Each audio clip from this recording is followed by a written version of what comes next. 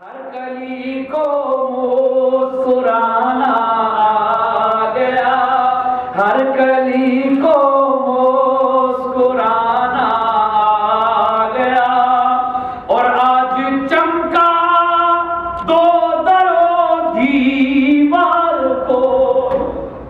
اب دیکھتے ہیں ہمارے یہاں جب ربیع الاول شریف آتا ہے، ہر طرف گلیمر، بینر چھپ جاتے ہیں، پوسٹر چھپ جاتے ہیں، جھنڈیاں لگ جاتی ہیں۔ آج چمکا دو در و دیوار کو، وجد میں سارا زمانہ آ گیا، وجد میں سارا زمانہ آ گیا، لب پہ خوشیوں کا ترانہ آ گیا، عید نبوی کا زمانہ آ گیا۔ تو الحمدللہ تعالی یہ پر نور ساعتیں بحمدللہ تعالی، یہ اللہ پاک کا ہمارے اوپر کرم ہے کہ اس نے ایک سال کے بعد ہمیں پھر یہ ہولی منتھ عطا فرمایا۔ اللہ پاک ہمیں اس کی قدر کرنے کی توفیق عطا فرمائے۔ آج سے پچھلے جمعے تو میں نے ایک بڑا اور ٹاپک لیا تھا بندگی کے حوالے سے، آج سے ہم اوپننگ کر رہے ہیں اس مہینے کے جو ٹاپکس ہیں ان کا آغاز کر رہے ہیں۔ بگننگ میں جو سب سے پہلے فرسٹ آف آل حضور نبی اکرم صلی اللہ علیہ وسلم کے نسب مبارک کی، آقا علیہ السلام کی فیملی بیک گراؤنڈ جو نسب مبارک کے بیان سے آج کی گفتگو کو ہم آغاز کریں گے۔ یہ واحد ہستی ہے نبی پاک صلی اللہ علیہ وآلہ وسلم کی کہ جو خود تو آقا علیہ السلام صاحب سیرت ہیں نہیں، بہت سے لوگ آئے دنیا میں، انہوں نے بڑی بڑی اچھی سیرتیں دی اور بعد والے ان کے فالورز بھی ہوئے، لیکن حضور علیہ السلام کی سیرت طیبہ کا بہت بڑا ایک کمال اور وہ یہ ہے کہ آقا علیہ السلام کے آباء و اجداد جو ہیں، جنہوں نے جو پہلے گزر چکے ہیں، وہ بھی رسول پاک صلی اللہ علیہ وسلم کی سیرت کے فیض یافتہ۔ یہ جو انفرادیت ہے یہ کسی اور ہستی کے اندر دکھائی نہیں دیتی، یہ خاص انفرادیت ہے حضور نبی اکرم صلی اللہ علیہ وآلہ وسلم۔ اس کے حوالے سے قرآن مجید میں اللہ پاک نے حضور علیہ السلام کے نسب مبارک کو مختلف جگہوں پر بیان فرمایا۔ سب سے پہلے سورہ توبہ کی آخری 2 آیتیں جو ہیں ان کے اندر حضور علیہ السلام کے نسب اقدس کا ذکر فرمایا لَقَدْ جَاءَكُمْ، تحقیق تمہارے پاس میرا پیارا محمد صلی اللہ علیہ وسلم تشریف لائے۔ لَقَدْ جَاءَكُمْ، تمہارے پاس آئے ہیں۔ اچھا یہ بڑی پیاری بات ہے، بڑا اہم پوائنٹ ہے، came to you Muhammad peace be upon him۔ ایک جہاں یہ بات بیان فرمایا، یہ نہیں فرمایا کریشن کی بات نہیں فرمائی، حضور علیہ السلام کی کریشن کی بات نہیں فرمائی، آقا علیہ السلام کی کمنگ کی بات کی ہے کہ تشریف لائے۔ بڑی خاص بات قرآن حکیم کے اندر many places in Holy Quran you can recite inna arsalnaka، O beloved Muhammad peace be upon you، I send you، اے پیارے محبوب ہم نے آپ کو بھیجا، I create you نہیں فرمایا، اِنَّا أَرْسَلْنَاكَ، آپ کو ہم نے بنا کر بھیجا، شاہد بنا کر، مبشر بنا کر، نذیر بنا کر۔ دوسری جگہ فرمایا وَمَا أَرْسَلْنَاكَ إِلَّا رَحْمَةً لِلْعَالَمِينَ، تیسری جگہ فرمایا وَمَا أَرْسَلْنَاكَ إِلَّا كَافَةً لِلنَّاسِ، ہم نے ساری کائنات کے لیے محبوب آپ کو رحمت بنا کر بھیجا۔ بھیجا فرمایا ہے، پیدا کیا نہیں فرمایا۔ یہ بات بڑی قابل توجہ ہے، بھیجا اسی کو جاتا ہے جو پہلے سے موجود ہوتا ہے، بھیجا اسی کو جاتا ہے جو پہلے سے موجود ہوتا ہے۔ تو آقا صلی اللہ علیہ وسلم کے حوالے سے جو فرمایا محبوب بھیجا، تو آقا علیہ السلام پہلے سے موجود ہے۔ کب سے موجود ہے؟ اب اس پہ بھی آپ سن لو، آپ کی بگ بینگ تھیوری بھی یہاں پہ ہینڈز اپ کر جاتی ہے آگے. بگ بینگ تھیوری یہاں پہ ہینڈز اپ. بگ بینگ تھیوری والے کیا کہتے ہیں کہ جب اس کائنات کی بگننگ ہوئی, that time was a light exist here. ایک لائٹ تھی جو ایگزسٹ کرتی تھی, جو موجود تھی, لیکن ان سے پوچھا جائے کہ وہ لائٹ کون سی تھی تو ان کے چہرے پر مہر سکوت ثبت ہو جاتی ہے, سائلنٹ اختیار کر لیتے ہیں. آگے انہیں کوئی جواب نہیں آتا کہ وہ لائٹ کون سی تھی. اور اس لائٹ کے بارے میں اگر آپ جابر بن عبداللہ انصاری رضی اللہ تعالیٰ عنہ سے پوچھیں, that narrated in Bukhari Sharif and مصنف عبد الرزاق, جابر بن عبداللہ انصاری رضی اللہ تعالیٰ عنہ نے ارشاد فرمایا, میں نے آقا علیہ الصلوۃ والسلام سے پوچھا یا رسول اللہ صلی اللہ علیہ وسلم, اللہ نے سب سے پہلے کس چیز کو پیدا فرمایا؟ اللہ نے سب سے پہلے جب کائنات میں ابھی کچھ نہ تھا اس وقت اللہ پاک نے سب سے پہلے کس چیز کو پیدا فرمایا؟ ڈیز بھی نہیں تھے, نائٹس بھی نہیں تھی, مون بھی نہیں تھا, سن بھی نہیں تھا, کچھ بھی نہیں تھا, نتھنگ, کوئی چیز نہیں تھی. اس وقت اللہ پاک نے کس چیز کو پیدا فرمایا؟ حضور مجھے جواب ارشاد فرما دیں. تو آقا علیہ السلام فرمایا یا جابر اول ما خلق اللہ نوری, اے جابر اللہ نے سب سے پہلے نور محمد مصطفیٰ کو پیدا فرمایا. کائنات میں ابھی وہ جو نور جس کو اب بگ بینگ تھیوری والے کہتے ہیں نا, ایک لائٹ ایگزسٹ کرتی تھی, ایک نور تھا, لیکن ہمیں نہیں پتا وہ کس کا نور تھا, ہمیں نہیں پتا وہ کس کا نور تھا. یہ آقا علیہ السلام ارشاد فرما رہے ہیں وہ نور محمد مصطفیٰ صلی اللہ علیہ وآلہ وسلم. بعض لوگ اس کے مقابلے میں ایک حدیث لاتے ہیں. ہم تو کوشش کرتے ہیں لوگوں کو یونائٹ کرنے کی, آپس میں لوگوں کو ملایا جائے, لیکن بعض لوگ بات پہ کانفلکٹ پیدا کرنے کی, تضادات پیدا کرنے کی کوشش کرتے ہیں. وہ اس کے مقابلے میں ایک حدیث لے آتے ہیں جی اول ما خلق اللہ القلم, اللہ نے تو پہلے قلم کو پیدا کیا, اللہ نے پہلے قلم کو, لیکن وہ حدیث آدھی پڑھتے ہیں. جیسے پاکستان میں یا مختلف کئی جگہوں پر کرپشن کا رواج ہے نا, کرپشن کا, مالی کرپشن کا, فائنانشل کرپشن, اسی طرح آج کل ایک رواج علمی کرپشن کا بھی بڑھ گیا. علمی کرپشن کا مطلب ہوتا ہے کہ من پسند بات بیان کر دی, دوسری پہ پردہ ڈال دی, دوسری کو لوگوں کے سامنے ایلیبوریٹ نہیں کیا. یہ بھی ایک عجیب سلسلہ ہے.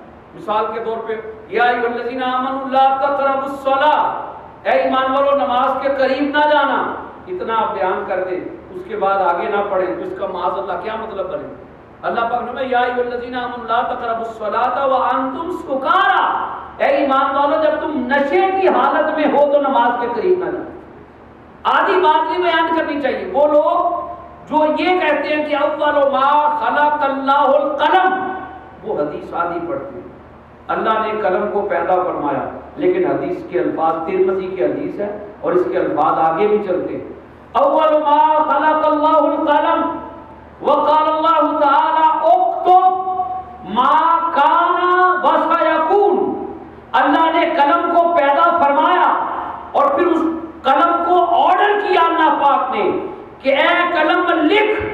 قلم نے عرض کیا ما اکتب, یا اللہ میں کیا لکھوں؟ اللہ پاک نے فرمایا ما کانا وسیکون, اے قلم لکھ دے جو تجھ سے پہلے پیدا ہو چکا ہے اور جو تیرے بعد قیامت تک پیدا ہونے والا ہے. جو پہلے پیدا ہو چکا تھا وہ نور محمد مصطفیٰ صلی اللہ علیہ وآلہ وسلم. اور حضور علیہ السلام نے ارشاد فرمایا میرے نور مبارک کو اس وقت پیدا فرمایا گیا لا لو ولا قلم ولا الشمس ولا القمر ولا الجہنم ولا الجنہ ولا الانسان ولا العرش ولا الارض. کائنات میں ابھی کچھ بھی نہیں تھا, جنت اور دوزخ بھی نہیں تھی, کچھ بھی پیدا نہیں ہوا تھا. سب سے پہلے رسول اکرم صلی اللہ علیہ وآلہ وسلم کے نور مبارک کو پیدا کیا.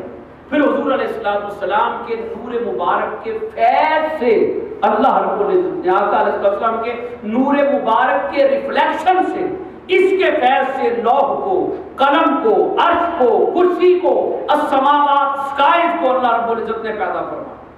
اور جب یہ چیزیں ساری مارز وجود میں آ گئی، تب ذرا آگے سنیے، اللہ رب العزت نے جب روحوں کو پیدا فرمایا، یہ روحیں بھی بعد میں پیدا ہوئی، جب عالم ارواح مارز وجود میں آ گیا، پھر خالق کائنات نے عالم ارواح کے اندر 3 طرح کے جلسے کیے، 3 طرح کے جلسے، سننے والی بات۔ ایک جلسہ جس میں ہول ہیومن ریس، آل مین کائنڈ، سارے جمع تھے، ساری روحیں اس جلسے کے اندر موجود تھیں۔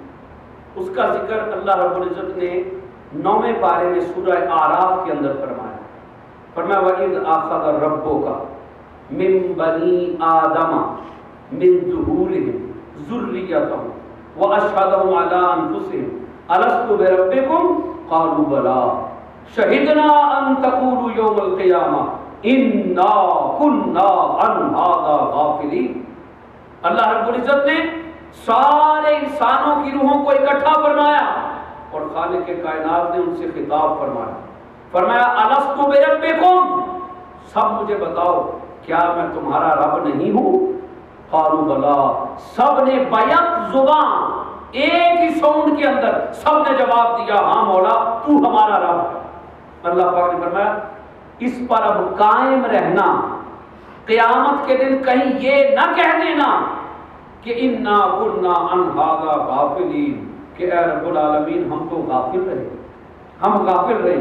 تو جو لوگ اس عہد پر، جو اللہ پاک کے ساتھ عہد ہوا تھا، الست کا وعدہ، اس پر آج بھی قائم ہیں، سمجھ لے وہ ایمان والے، اور جو اس وعدے کو، اس پرومس کو توڑ چکے ہیں وہ دائرہ ایمان سے خارج ہیں۔ یہ اللہ تعالیٰ نے ایک میٹنگ کی، ایک جلسہ کیا، ایک دوسرا اللہ پاک نے دوسرا جلسہ کیا، دوسری میٹنگ، اور اس میں فقط انبیاء علیہ السلام۔ اس کے اندر اللہ پاک نے کیا فرمایا؟ وَإِذْ أَخَذْنَا، یہ سورہ احزاب کے اندر، وَإِذْ أَخَذْنَا مِنَ النَّبِيِّينَ مِيثَاقَهُمْ وَمِنْكَ وَمِن نُوحٍ وَإِبْرَاهِيمَ وَمُوسَىٰ وَعِیسَىٰ۔ اے پیارے محمد صلی اللہ علیہ وسلم، محبوب اس وقت کو یاد کریں جب ہم نے نبیوں سے ایک عہد لیا، اونلی میسنجر، آقا علیہ السلام سے فرمایا جا رہا ہے محبوب اس وقت کو یاد کریں۔ یہ بھی قرآن پاک کا ایک طریقہ ہے کہ اے پیارے محمد صلی اللہ علیہ وسلم، بہت سے مقام ہیں، many places in قرآن ہولی قرآن کہ اللہ تعالیٰ فرماتا ہے محبوب یاد کریں، اور یاد اسی کو کرایا جاتا ہے جو اس وقت موجود ہوتا ہے۔ یہ بھی آپ دیکھ میں ریمیمبر ہے محمد صلی اللہ علیہ وسلم، محبوب آپ یاد کریں جب میں نے سب نبیوں کو اکٹھا کر کے ان سے کہا تھا کہ میری توحید کا پیغام دنیا تک پہنچاتے رہنا۔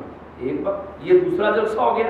تیسرا جلسہ بھی اس کا تیسرے پارے کے آخری رکوع کے اندر اللہ پاک نے ذکر فرمایا، اور وہ کیا ہے؟ وَإِذَا أَخَذَ اللَّهُ مِيثَاقَ النَّبِيِّينَ لَمَا آتَيْتُكُم مِّن كِتَابٍ وَحِكْمَةٍ ثُمَّ جَاءَكُم رَّسُولٌ مُّصَدِّقٌ لِّمَا مَعَكُمْ لَتُؤْمِنُنَّ بِهِ وَلَتَنصُرُنَّهُ قَالَ أَأَقْرَرْتُمْ وَأَخَذْتُمْ عَلَىٰ ذَٰلِكُمْ إِصْرِي قَالُوا أَقْرَرْنَا قَالَ فَاشْهَدُوا وَأَنَا مَعَكُم مِّنَ الشَّاهِدِينَ۔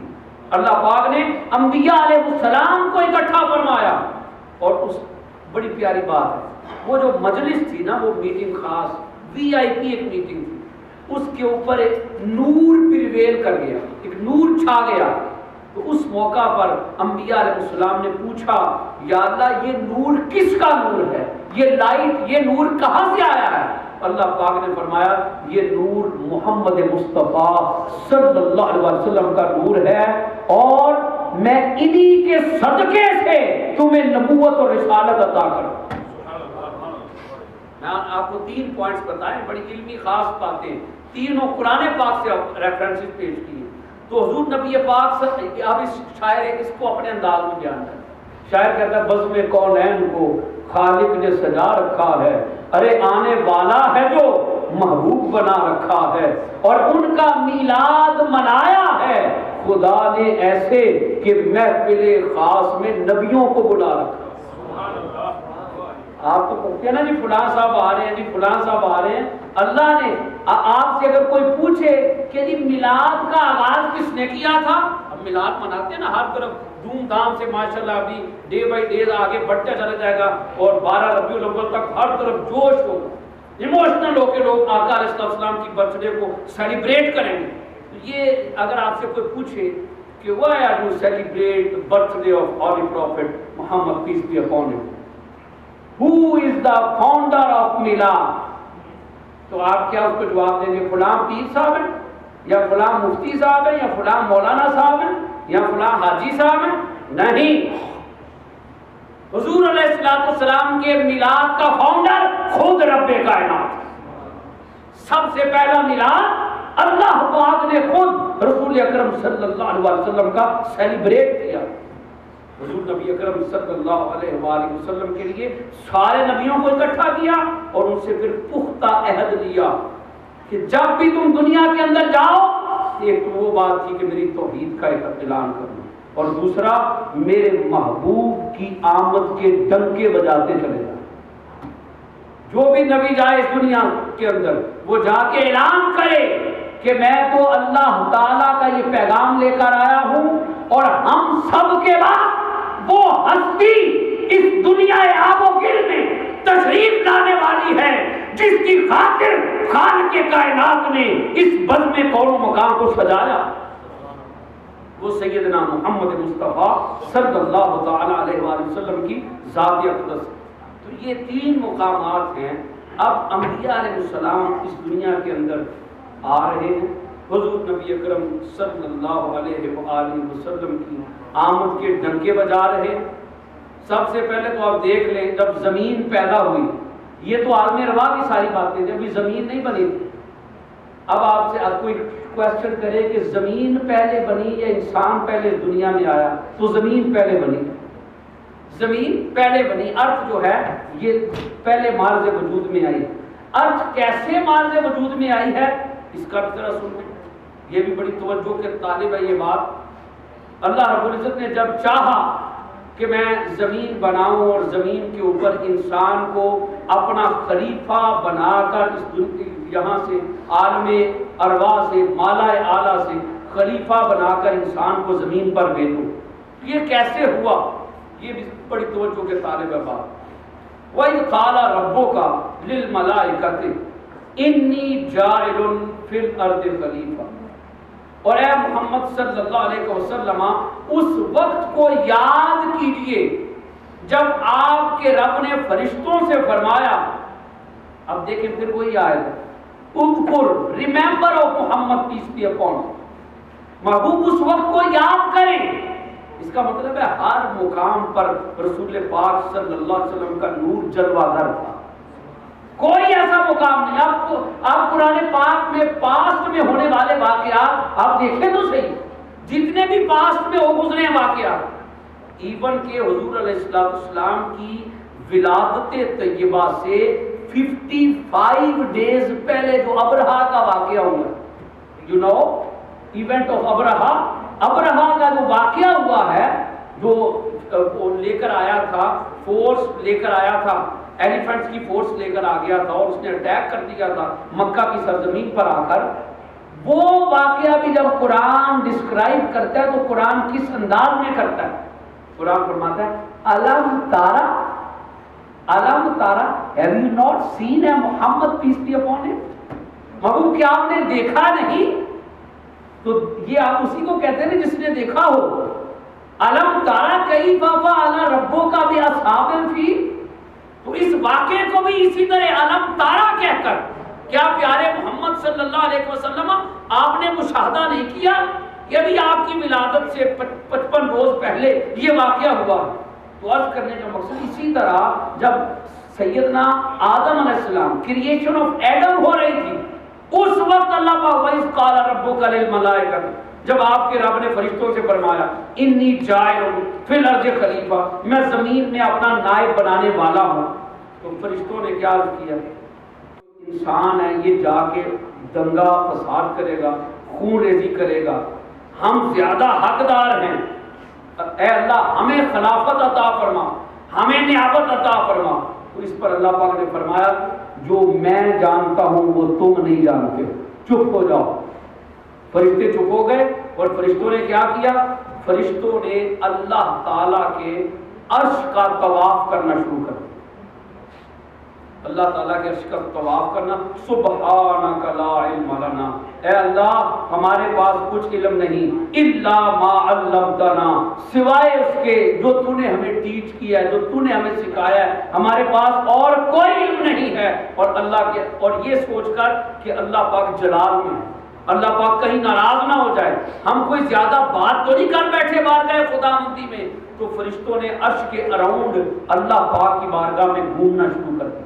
اللہ پاک کو فرشتوں کی یہ ادا بڑی پسند ہے، بڑی پسند آئی کہ فرشتے گھوم رہے ہیں اور فرشتے اللہ پاک کی تسبیح کر رہے ہیں. سبحانک لا علم لنا، کبھی پڑھ رہے سبحان اللہ والحمدللہ ولا الہ الا اللہ واللہ اکبر. تو مین وائل پھر اللہ پاک نے ادھر پروسیس کیا کیا، یہ سارا ہر طرف واٹر تھا، ہر طرف. وکان عرشہ علی الماء، قرآن مجید 12ویں پارے کے پہلے رکوع کے اندر سورہ ہود میں اللہ پاک کا ارشاد ہے کہ اللہ کا عرش پانی پر تھا، ہر طرف پانی ہی پانی تھا. تو پھر اللہ پاک نے کیا کیا؟ اللہ پاک نے پانی کے اندر ایک ہوا چلائی، بڑی تند و تیز ہوا چلائی.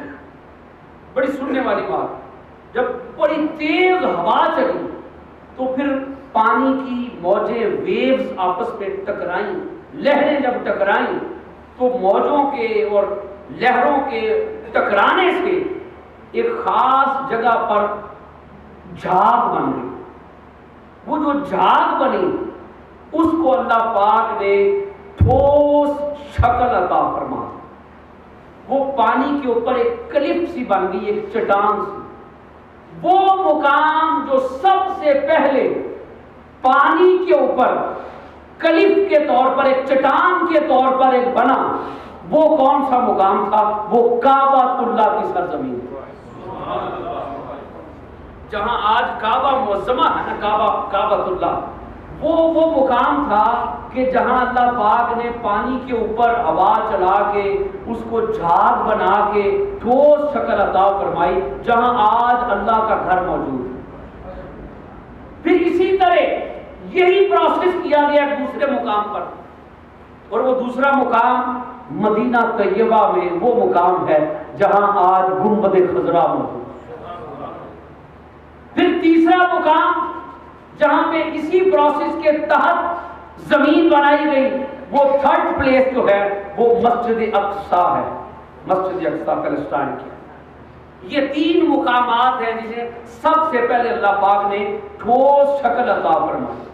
اور پھر کعبہ معظمہ کا جو مقام تھا، وہ جو سب سے پہلے جس جگہ کو خوش کیا تھا، اس کے نیچے سے 1,66,100 مربع اسکوائر مائلز اللہ پاک نے بہت بڑا فلور بچھا دیا، ایک بہت بڑا فرش اللہ پاک نے بچھا دیا.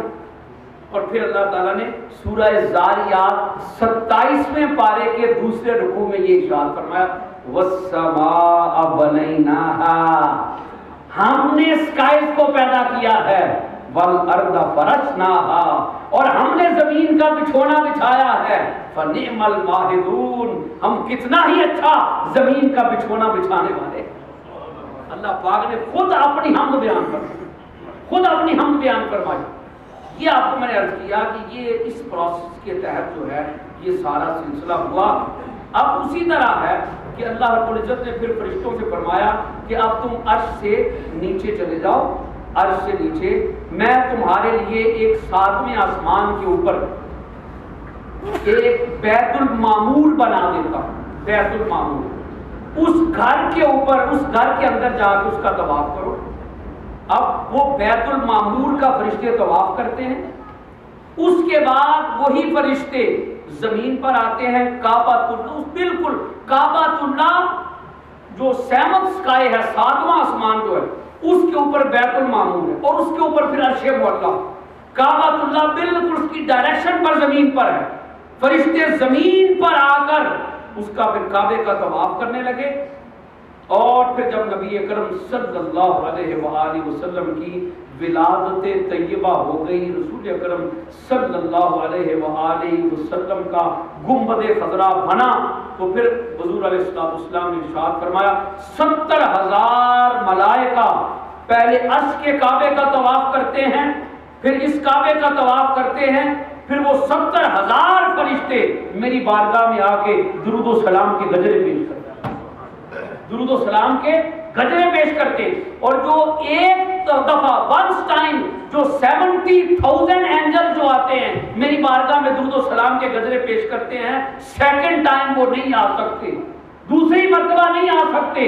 مسلسل صبح و شام، صبح کے morning time, evening time 70,000 angels آ کر حضور علیہ السلام کی بارگاہ میں سلامی پیش کرتے ہیں. اور یہ محمد علی ظہوری رحمۃ اللہ تعالی علیہ انہوں نے بہت پیاری بات پنجابی میں کی ہے کہ 70,000 صبح آؤندے نے تے 70,000 شامی آؤندے نے، مڑ دوجی واری نہیں ملدی، اے یار دے امتی نے جڑے مڑ مڑ کے بلائے جاتے. یہ رسول اکرم صلی اللہ علیہ وسلم کے امتی ہیں جنہیں بار بار رسول اکرم صلی اللہ علیہ وسلم کی بارگاہ میں حاضری کی توفیق عطا ہوتی. تو عرض کرنے کا مقصد یہ ہے، یہ میں نے آپ کو صرف زمین کے حوالے سے بتایا. پھر حضرت سیدنا آدم علیہ السلام اس دنیا میں تشریف لے آئے. جو ہستی بھی سیدنا آدم علیہ السلام کے بعد سلسلہ نبوت میں آگے یہ سلسلہ چلتا رہا، جو ہستی بھی آتی رہی سلسلہ نبوت میں ابراہیم علیہ السلام تک، ان کی پیشانیوں میں نور محمد صلی اللہ علیہ وآلہ وسلم جلوہ کر رہا. حضور علیہ السلام کے نسب اقدس کی آپ کو بات بتا رہا ہوں کہ حضور علیہ السلام کا نسب کتنا پاک ہے. قرآن کہتا ہے لقد جاءکم، یہاں سے بات شروع کی، رسول من انفسکم، تم میں سے تم رسول پاک صلی اللہ علیہ وسلم تشریف لائے. انفسکم، حضرت انس بن مالک رضی اللہ تعالیٰ انہوں نے اس کو انفاسکم بھی پڑھا ہے اور فرماتے ہیں انفاسکم کا مطلب ہے کائنات میں ہر شے سے زیادہ اگر کوئی نفیس، اگر کوئی پاک، اگر کوئی طاہر، اگر کوئی مطہر، اگر کوئی مزکا، اگر کوئی مصفا ہستی ہے، اگر کوئی ہولی ترین ہستی ہے، ٹرانسپیرنٹ ہستی ہے، وہ ہستی ہے محمد مصطفیٰ صلی اللہ علیہ وسلم. اتنے پاک ہیں، ان کا نسب بھی پاک ہے. اوپر تک حضور نبی اکرم صلی اللہ علیہ وآلہ وسلم کے نسب کی دوسری جگہ قرآن نے بات کی، فرمایا الذی یراک حین تقوم، اے محمد صلی اللہ علیہ وسلم جب آپ نماز میں قیام کرتے ہیں آپ کا رب آپ کو تکتا رہتا ہے، آپ کا رب آپ کو تکتا رہتا ہے. اور آگے سنیں وَتَقَلُّبَكَ فِي السَّاجِدِينَ، اللہ بہت بڑی بات ہے. اے پیارے حبیب، آپ کا رب اس وقت بھی آپ کے نور کو تک رہا تھا جب آپ سجدہ کرنے والوں کی پشتوں میں موجود تھے. اللہ، یہ 19واں پارہ ہے سورۃ الشعراء کا آخری رکوع، سورۃ الشعراء. وَتَقَلُّبَكَ، سیدنا آدم علیہ السلام سجدہ کر رہے ہیں، ان کی پشت میں نور محمد صلی اللہ علیہ وسلم. نوح علیہ السلام سجدہ کر رہے ہیں، ان کی پشت میں نور محمد صلی اللہ علیہ وسلم جلوہ گر ہے. حضرت ابراہیم علیہ السلام ساجد ہیں، ان کی پشت میں نور محمد صلی اللہ علیہ وسلم جلوہ گر ہے. اسماعیل علیہ السلام ساجد ہیں، ان کی پشت میں نور محمد صلی اللہ علیہ وسلم جلوہ گر. یہ ایک دوسرے مقام پر قرآن نے حضور علیہ السلام کے نسب کی پاکیزگی کی، طہارت کی، ہولینس کی بات کی. اب تیسرا مقام ہے، فرمایا لا اقسم بہذا البلد، ہم اس شہر مکہ کی قسم اس لیے نہیں کھاتے کہ یہاں پر خانہ کعبہ، یہ بھی سن لیں، مکہ کی قسم اس لیے نہیں کھاتے کہ یہاں پر ہولی سٹون، وہ بلیک سٹون حجر اسود ہے. مکہ کی قسم اس لیے نہیں کھاتے کہ یہاں پہ آب زمزم ہے. مکہ کی قسم اس لیے نہیں کھاتے کہ یہاں پہ صفا مروہ ہے. تو یا اللہ تو پھر مکہ کی قسم تو کھاتا ہے، تو مکہ کی سویر تو کیوں کھاتا ہے، کیوں قسم کھاتا ہے؟ اللہ پاک وَأَنْتَ حِلٌّ بِهَذَا الْبَلَدِ، اے سونے محمد صلی اللہ علیہ وسلم آپ کے تلوے اس شہر کی خاک کو چھوتے ہیں. سونے محمد آپ کے تلووں نے مکے کو قسم کے قابل بنا دیا. میں آپ کی وجہ سے مکہ کی قسم کھاتا. وَأَنْتَ حِلٌّ بِهَذَا الْبَلَدِ. اب حلٌ حلول سے نکلا. اس کا ایک معنی مائگریشن کا بھی ہے. محبوب جب آپ مائگریشن کر کے مکہ سے مدینہ مائگریٹ کر جائیں گے پھر I will swear of مدینہ, میں پھر مدینہ کی قسم کھاؤں گا, مکہ کی قسم کھائے حضور علیہ السلام. اور پھر آگے کیا فرمایا, وَوَالِدٍ, اور ہر اس والد کی قسم ہے جس کی پیشانی میں نور محمد صلی اللہ علیہ وسلم جلوہ کر رہا ہے. تو حضور علیہ السلام کے پورے نسب کی قسم کھا لی. اب آپ دیکھیں رسول پاک صلی اللہ علیہ وآلہ وسلم نے ارشاد فرمایا, صحابہ کرام آل کمپینینز حضور علیہ السلام کے سامنے بیٹھے ہوئے. آقا علیہ السلام نے ان سے سوال کیا, من آنا, صحابیوں مجھے بتاؤ میں کون ہوں؟ سب نے عرض کیا, انت رسول اللہ صلی اللہ علیہ وسلم, حضور آپ اللہ کے رسول ہیں. تو حضور علیہ السلام نے انا محمد بن عبداللہ ابن عبد المطلب, میں عبداللہ کا بیٹا محمد صلی اللہ علیہ وسلم ہوں. عبداللہ عبد المطلب کے بیٹے ہیں, وہ ہاشم کے بیٹے ہیں, وہ عبد مناف کے بیٹے ہیں. آقا علیہ السلام نے اپنے نسب کا بیان کرنا شروع کر دیا. رسول پاک صلی اللہ علیہ وسلم نے اپنا پورا نسب مبارک بیان فرمایا اور پھر فرمایا کہ ہر پشت میں جہاں بھی میرا نور رہا ہے کوئی پشت بھی ناپاک نہیں تھی. حضور علیہ السلام نے فرمایا کوئی بھی مشرکین میں شامل نہیں تھا. اور جب بھی میرا نور آگے بڑھا ہے نکاح کے ذریعے سے آگے بڑھا. اس دور میں جب اگنورنس تھی ہر طرف, اس دور میں جب ہر طرف جاہلیت تھی, ڈارک ایجز کا دور تھا, جو ڈارک ایجز کے اندر بھی میرے نسب کے اندر جو ہستی آ گئی ہے, میری سیرت کا فیض ان کو بھی ملا ہے, کسی نے برائی کی طرف جھانکا بھی نہیں. یہ حضور علیہ السلام کی سیرت طیبہ کا فیضان. آپ کو صرف ایک دو واقعات صرف سناتا ہوں, پھر بات ختم کریں گے, پھر اس بات کو اگلے فرائیڈے کو اور آگے بڑھائیں گے. کہ حضرت ہاشم رضی اللہ عنہ جن کی وجہ سے حضور علیہ السلام کے خاندان کو خاندان بنو ہاشم کہتے ہیں. حضور نبی پاک صلی اللہ علیہ وسلم نے ارشاد فرمایا اللہ پاک نے مخلوق کو پیدا فرمایا, مخلوق میں سے سب سے بہتر طبقے میں مجھے رکھا. پھر آقا علیہ السلام نے ارشاد فرمایا اس طبقے میں پھر خاندان بنائے, ان خاندانوں میں سب سے بہتر خاندان میں مجھے رکھا. پھر اللہ پاک نے عرب کے خاندان بنائے, ان میں قریش کے اندر مجھے رکھا. قریش میں بہتر خاندان آگے برانچز بنائی, ان کے اندر بنو ہاشم کے اندر مجھے رکھا. بنو ہاشم میں مختلف گھر بنائے اور سب سے بہتر گھر میں مجھے رکھا. پھر رسول پاک صلی اللہ علیہ وسلم نے ارشاد فرمایا واللہ انی افضل خلقا و باسا و نسبا او کما قال, فرمایا اللہ کی عزت کی قسم میں پیدائش کے اعتبار سے بھی سب سے بہتر ہوں, ذات کے اعتبار سے بھی سب سے بہتر ہوں, نسب کے اعتبار سے بھی سب سے بہتر ہوں, حسب کے اعتبار سے بھی سب سے بہتر ہوں. رسول پاک صلی اللہ علیہ وسلم نے ہر اعتبار سے اپنے نسب اقدس کے فضائل کا بیان فرمایا. اور پھر رسول پاک صلی اللہ علیہ وسلم فرمایا مجھ سے لے کر ماد بن عدنان تک, حضور علیہ السلام فرمایا ماد بن عدنان سے لے کر اسماعیل علیہ السلام تک, ابراہیم علیہ السلام تک, 3 حصے, اور ابراہیم علیہ السلام سے لے کر سیدنا آدم علیہ السلام تک اس نسب کا رسول پاک صلی اللہ علیہ وسلم نے ذکر فرمایا. جو ہاشم تھے, ہاشم کہتے ہیں روٹی کے ٹکڑے کر کے, جو بریڈ ہے اس کے پیسز کر کے لوگوں میں تقسیم کرنے والا. حضرت ہاشم, آپ میں آپ کو سیرت کا فیض بتا رہا ہوں. حضور علیہ السلام کی ذات اقدس میں جو سخاوت, اقبال میں تو سخاوت ہوئی, یہ پہلے کی ابھی ہم بات کر رہے ہیں. آقا صلی اللہ علیہ وسلم کی سیرت طیبہ کا وہ سخاوت کا فیض ہے کہ ہر ایک کو, جیسے حضرت انس بن مالک رضی اللہ تعالیٰ فرماتے ہیں حضور علیہ السلام کی سخاوت کا عالم یہ ہوتا تھا, ایک مثال دیتے ہیں, فرماتے ہیں جس طرح تیز ہوا چلتی ہے تو ہر ایک کو پتہ چل جاتا ہے کہ ہوا چل رہی ہے, ہر جگہ پہنچتی ہے, کوئی بھی تیز ہوا کے احساس سے محروم نہیں ہوتا. اسی طرح حضور کی سخاوت سے بھی کوئی محروم نہیں ہوتا. حضور علیہ السلام کی سخاوت ہر ایک تک پہنچتی تھی. تو اسی کا بیان حضرت ہاشم, وہ شرید بنا کر, خود غریب تھے, شرید بنا کر روٹی کے ٹکڑے کر کے اور اونٹ کا وہ سالن پکا کے شریف بنا کے غریبوں میں تقسیم کیا کرتے تھے۔ ان کی پیشانی میں ہر وقت نور محمد صلی اللہ علیہ وسلم چمکتا رہتا۔ اسی طرح حضرت عبد المطلب رضی اللہ تعالیٰ عنہ، حضرت عبد المطلب جن کا اصل نام شیبہ تھا، حضرت عبد المطلب جو ہیں آقا علیہ السلام کے گرینڈ فادر، ان کا اوریجنل نیم جو ہے وہ شیبہ تھا۔ شیبہ کس کو کہتے ہیں؟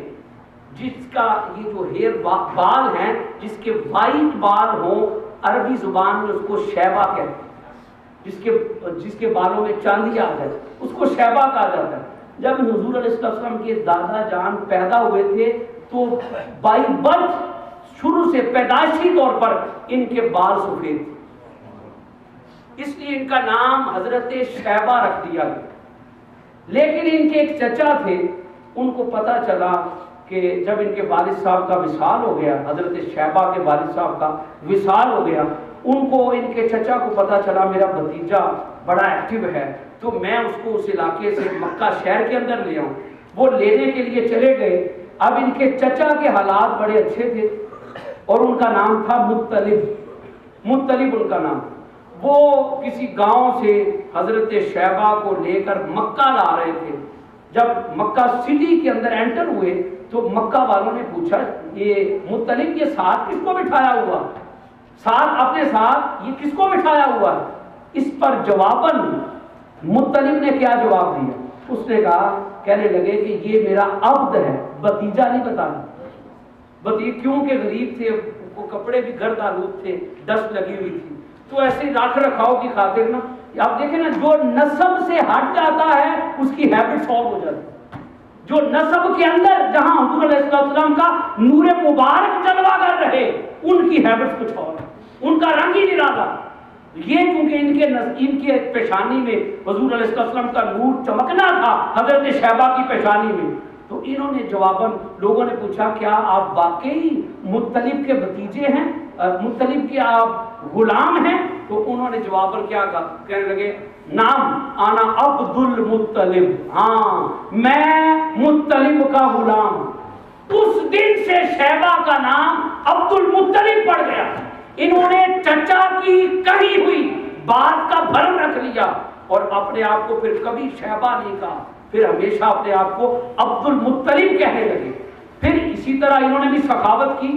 ان کے بیٹے 12 بیٹے ہوئے اور ان میں سب سے چھوٹے بیٹے حضرت سیدنا عبداللہ رضی اللہ تعالی عنہ۔ انہی کے دور میں، حضرت عبد المطلب رضی اللہ تعالیٰ عنہ کے دور میں ہی ابرہا نے جب مکہ مکرمہ پر اٹیک کیا، ایلیفنٹ کی ایک فورس لے کر وہ آ گیا، تو ابرہا کے پاس جناب سیدنا عبد المطلب grand father of holy prophet کی استقبال یہ گئے اور انہوں نے جا کر کہا ہمارے اونٹ تم نے قبضے میں لے لیے ابرہا، ہمارے اونٹ ہمیں واپس کر دو۔ تو جواباً ابرہا نے کہا کہ عجیب بات ہے، تم اتنے خوبصورت انسان ہو، اتنا آپ کا روب ہے، آپ نے مجھ سے کعبے کی بات ہی نہیں کی، بجائے اس کی کہ آپ مجھے یہ کہتے کہ کعبے پر حملہ نہ کرو، یہاں سے چلے جاؤ، آپ اپنے اونٹ مجھ سے ڈیمانڈ کر رہے۔ اب توکل کا عالم دیکھیں، حضرت عبد المطلب رضی اللہ تعالیٰ نے جواباً فرمایا میں اونٹوں کا مالک ہوں، اس لیے میں تجھ سے اپنے اونٹ واپس مانگ رہا ہوں، رہ گیا کعبہ تو کعبے کا مالک رب کائنات، وہ خود اپنے کعبے کی حفاظت کر لے۔ جب اتنا کہنے کی دیر تھی، حضرت عبد المطلب کی پیشانی سے نور کی شعائیں نکلی، کعبہ معظمہ پر پڑی، رب کائنات نے دیکھتے ہی دیکھتے ابابیل برف بھیج دیے اور ابرہا کی ساری فوج کو تہس نہس کر کے رکھ دیا، اس کی ساری فوج تباہ و برباد کر کے رکھ دی گئی۔ دوستان محترم، یہ حضرت عبد المطلب، پھر ان کے چھوٹے بیٹے، سب سے چھوٹے بیٹے حضرت عبداللہ رضی اللہ تعالیٰ عنہ، ان کی پیشانی میں بھی انہیں قمر البطحا بھی کہتے تھے کہ بطحا کی وادی کا چاند، ان کے یہ لفظ استعمال ہوتے تھے۔ تو حضرت عبداللہ رضی اللہ تعالیٰ عنہ جب یہ جوان ہوئے، ان کے لیے رشتہ تلاش کرنے کے لیے کہ اب ان کی شادی کر دی جائے، حضرت عبد المطلب رضی اللہ تعالیٰ عنہ نکلے تلاش میں۔ راستے میں ایک خاتون تھی، اس نے دیکھا حضرت عبداللہ کو کہ بڑا خوبصورت انسان ہے، اس نے آفر کر دی، اس نے کہا جی میں اپنے آپ کو نکاح کے لیے پیش کرتی ہوں، کیا آپ مجھے ایکسیپٹ کریں گے؟ تو اس پر حضرت عبداللہ رضی اللہ تعالیٰ نے منہ پھیر لیا اور آپ آگے چل گئی۔ پھر عبد مناف کی اولاد میں سے وہب کی بیٹی سیدہ آمنہ سلام اللہ علیہا کے ساتھ حضرت عبداللہ رضی اللہ تعالیٰ عنہ کا نکاح ہوا۔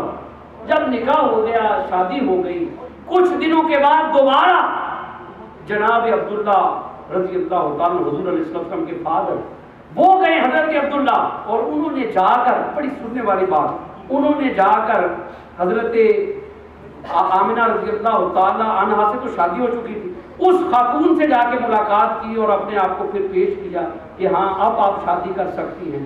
اس خاتون نے، وہ جو پرانی کتابوں کی بہت بڑی اسکالر تھی، اس نے ایک بات کی، اس نے کہا کہ نہیں اب میں آپ سے شادی نہیں کروں گی، اب میں انکار کر رہی ہوں، کیونکہ آپ کی پیشانی میں جو نور چمک رہا تھا وہ حضرت آمنہ خوش وقت لے گئی، اور وہ نور پھر حضرت سیدہ آمنہ سلام اللہ علیہا جس رات، یہ سنے بات، بس اب اس پہ ہم بات کلوز کریں گے، جس رات وہ نور سیدہ آمنہ سلام اللہ علیہا کے بدن مبارک کے اندر منتقل ہوا، کائنات کی ہر شے نے ایک دوسرے کو مبارکباد پیش کی اور کہنے لگے کہ اب گواہ ہو جاؤ، وہ محمد مصطفیٰ تشریف لانے والے ہیں جن کی خاطر اس بزم کائنات کو سجایا۔ اور حضرت آمنہ رضی اللہ تعالیٰ نے فرماتی ہیں مجھے غیبی طور پر آواز آتی تھی، آمنہ جو تیرے بدن کے اندر نور موجود ہے وہ ساری کائنات کے سردار محمد مصطفیٰ صلی اللہ علیہ وسلم کا نور اقدس ہے، اور فرماتی ہیں مجھے یہ بھی بتا دیا گیا تھا کہ ان کا اسم گرامی محمد صلی اللہ علیہ وسلم رکھا جائے، یہ پہلے سے بتا دیا گیا۔ تو یہ نسب کے حوالے سے میں نے چند سیدھا باتیں آپ کے سامنے رکھی ہیں، قرآن اور حدیث کی روشنی میں، ہسٹری کے حوالے سے۔ آگے انشاءاللہ حضور علیہ السلام کی ولادت طیبہ کے حوالے سے چند باتیں انشاءاللہ نیکسٹ فرائیڈے کو ہم بیان کریں گے۔ اس سے پہلے کہ میں اپنی گفتگو وائنڈ اپ کروں،